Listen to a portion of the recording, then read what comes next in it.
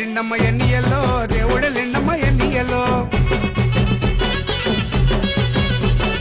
బాధలు తీర్చటి ఎన్నియల్లో బాలుడెల్లిండమ్మ ఎన్నియలో